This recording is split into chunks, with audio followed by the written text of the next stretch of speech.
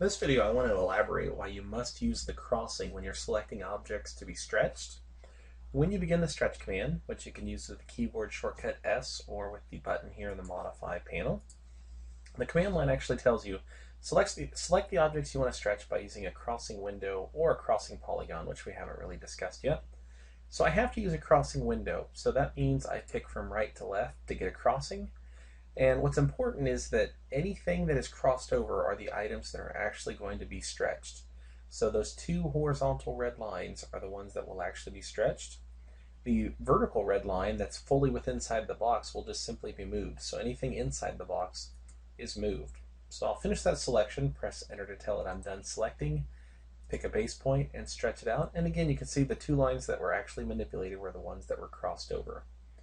And I'll just arbitrarily bring a point out here in space.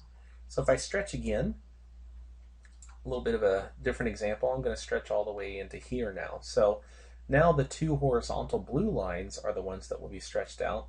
Everything else inside, which includes those black lines and the red lines, will just simply move over. So I'll select and enter to tell it I'm done selecting, pick a base point, and again you can see now that it is just simply stretching out the blue items. Everything that was inside the window is moved. So because of that, if I were to try to stretch and use a window selection technique, then all it is going to do is simply move the items that were in the box. Since I didn't actually cross over anything, AutoCAD doesn't understand what I'm trying to stretch.